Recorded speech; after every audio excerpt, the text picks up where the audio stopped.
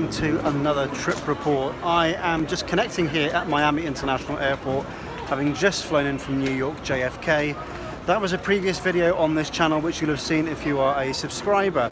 So I'm connecting through here onto American Airlines New Boeing 737 MAX 8 aircraft. I'll be traveling in first class for the short hop up to Orlando in Florida. Enjoy the video.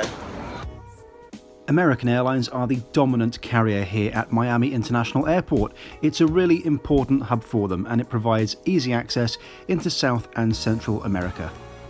I've been to Miami a few times now over the summer and every time it's always been stormy. However, the clouds are clearing and it looks like we're going to get a nice evening for flying.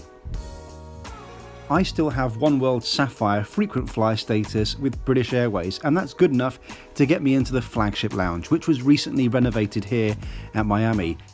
This is my first visit here since they made a number of changes, and it is a lot better than it used to be. In fact, I'd say this is one of the best lounges in North America. The food selection and buffet was particularly impressive.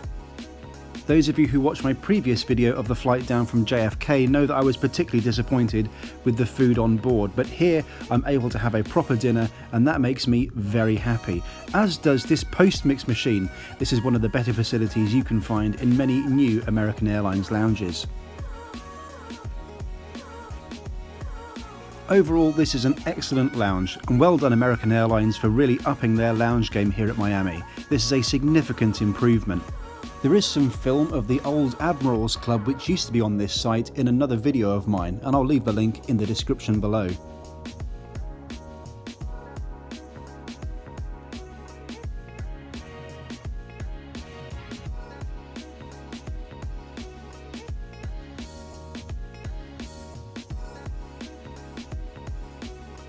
I'd specifically booked a longer layover so I could take advantage of this lounge, and I'm glad I did, but my flight is soon to depart and I've got quite a lengthy walk to the E-gates.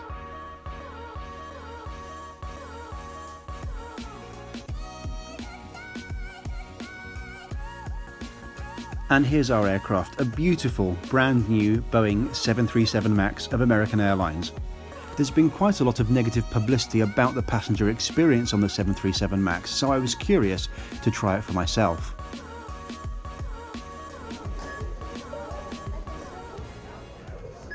Thank you. One of the things I really appreciated on this world tour was the support of all of you on other forms of social media. I'm on Instagram and Twitter, so please do go and check me out on those platforms.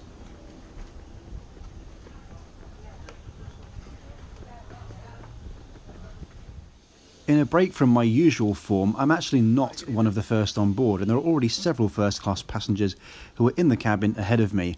However, you can see that first class here is set up in a 2-2 configuration, just as you'd expect in domestic first class on any US carrier. However, the seating has experienced a downgrade on the 737 MAX. This is actually their premium economy seat, which you can see installed here on their 777. Also a thing of the past is the hard bulkhead that would usually separate first and economy.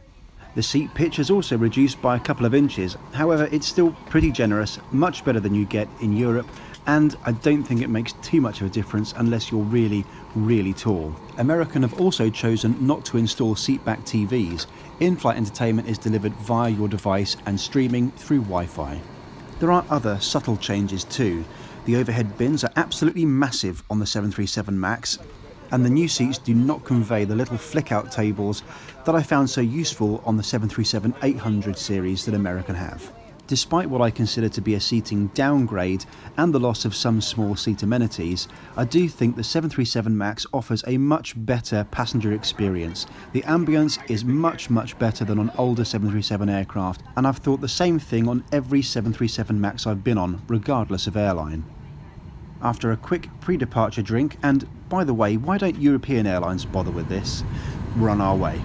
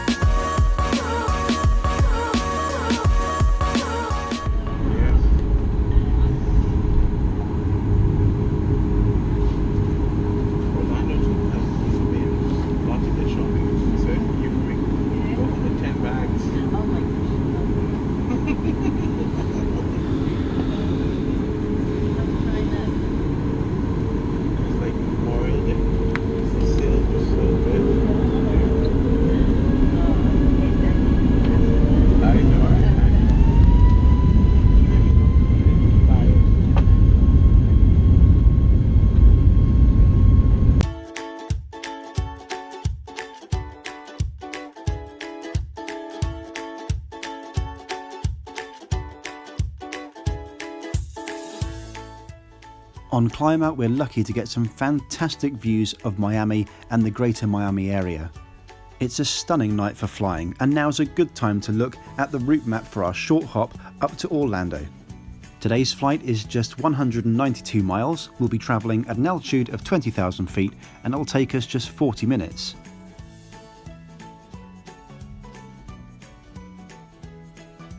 The tray table is easily deployed and lives in the armrest. However, I really must show you the tiny toilets on this 737 MAX. If you suffer from claustrophobia, I really don't advise using the toilets on these new 737 MAX aircraft. They are absolutely tiny. Even the wash basin is miniature sized, and in fact there was a design issue with these when they were first released, which American Airlines had to correct. As you can see, the whole toilet is no wider than my feet shoulder width apart. That's very, very small. As is the custom in the United States, there is almost no service on a flight this short. In Europe, you'd normally get a small meal or salad. However, on this flight, it's just a can of beer or pop and a snack. I'd already had a good meal at the lounge courtesy of American Airlines, so I don't think I can complain about that. One thing I was surprised to see is this Spanish language in-flight magazine. Now, Spanish is a very widely spoken language in Florida, but I don't know if this Spanish magazine is across all American flights or whether it's just a regional thing. Perhaps somebody can let me know in the comments. There's also, of course, an English language magazine as well, which is pretty well put together. For those of you that want to sleep during this very short flight, American also provide a blanket, as is custom on all domestic first-class flights. After almost no time at all, we're descending into Orlando, and I do remember this airport as being somewhere I wanted to go so badly as a child. This is of course the home of the Walt Disney World Resort.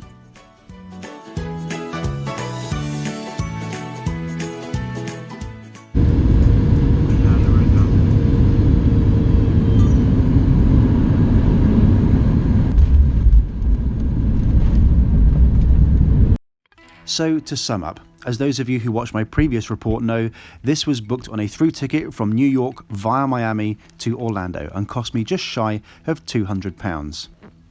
It's important to remember that the 737 MAX generally offers a better deal for the airline than the customer.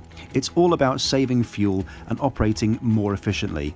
That said, I am disappointed that American have taken the opportunity with these new aircraft to downgrade their first-class seating product.